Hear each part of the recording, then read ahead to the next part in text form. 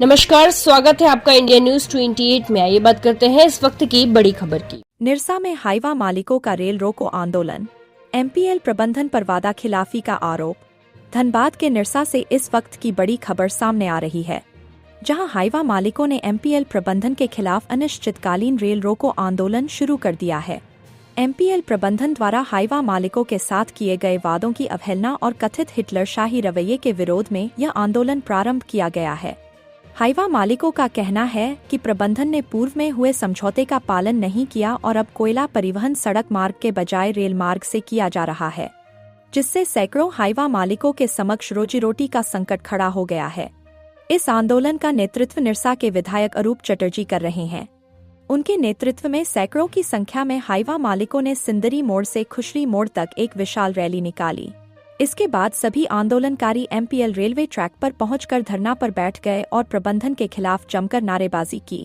आंदोलनकारियों ने साफ शब्दों में चेतावनी दी है कि जब तक एमपीएल प्रबंधन सकारात्मक पहल नहीं करता और किए गए वादों को लागू नहीं करता, तब तक यह रेल रोको आंदोलन जारी रहेगा। हाईवा मालिकों का कहना है कि यह लड़ाई उनके अधिकारों और सम्मान की है और वे अपने हक की लड़ाई अंत तक लड़ते रहेंगे। फिलहाल क्षेत्र में स्थिति तनावपूर्ण बनी हुई है और प्रशासन की ओर से हालात पर नजर रखी जा रही है।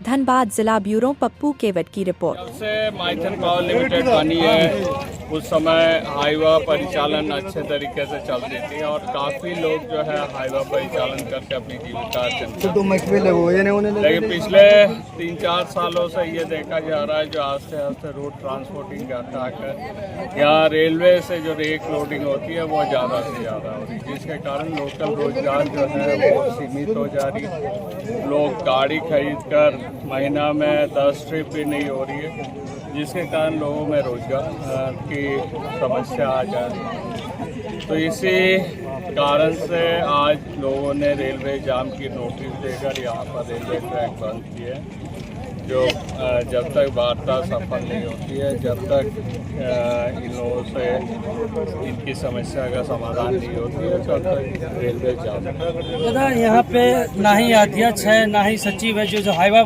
मालिकों द्वारा जो चुनाव हुआ था वो लोग इस आंदोलन में शामिल नहीं है। क्या कुछ कहेंगे इसको लेकर आप? देखिए, बाकी हाईवा मालिक गोलबंद है और अध्यक्ष सचिव किसी कारणवश नहीं है, लेकिन बाकी जो हाईवा मालिक है वो गोलबंद होकर इस लड़ाई को। तो आगे क्या रणनीति रहेगी अगर ये सफल नहीं हो पाता है से धरना? देखिए, वार्ता चल रही है, अगर वार्ता सफल नहीं होती, हम लोगों की कुछ मांगे हैं जो कम से कम 2 lakh ton per month transporting insure करे एमपीएल बाय रोड। अगर वार्ता सफल नहीं होती है तो हम लोग आगे के दिन में रेलवे ट्रैक बंद रहेगी, इसी का नोटिस दिया हुआ। पुलिस अनुमंडल के सभी जो रह रहे निवासियों प्रबुद्धजनों से अपील करता हूं कि किसी भी बच्चा चोरी से संबंधित क्षेत्र में या तो विभिन्न जिलों में अन्य जगहों में कई तरह की घटनाएं विगत दिनों में सामने आई हैं, जिसमें संवेदना को लेकर और एक अफवाह कई तरह की सामने आई है, जिसमें बच्चा चोर के नाम पे कुछ पकड़े जाने, कुछ लोगों के पीटे जाने और बाद में जांच में उनके निर्दोष साबित होने की बातें आई हैं। तो इन सभी चीज़ों को मद्देनजर रखते हुए मैं कहना चाहूँगा कि किसी भी तरह से कानून को अपने हाथ में ना लें।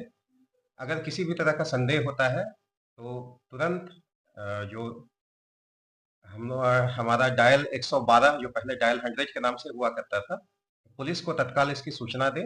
आसपास के जो प्रबुद्धजन हैं, समझदार हैं, उनको संज्ञान में लाएं मामला, ताकि नज़दीकी पुलिस स्टेशन से तत्काल सहायता मिल सके और सही मामले की जांच हो सके। अगर संदिग्ध अवस्था में पाया जाए, क्योंकि भीड़ का कोई विवेक उस समय नहीं होता है और लोग अपनी संवेदनाएं व्यक्त करते हैं और कुछ अफवाहों के चलते और कुछ भड़ास निकालते हैं अन्य लोगों पर, तो ये कहीं से भी सही नहीं है। ये मामला कल के दिनों में किसी के साथ भी हो सकता है, तो सतर्क रहें। सबसे पहले तो अपने बच्चों की सुरक्षा का विशेष ध्यान रखें। अनजान स्थानों में, सुनसान जगहों में उन्हें ना छोड़े बिना देखरेख के, बिना निगरानी के।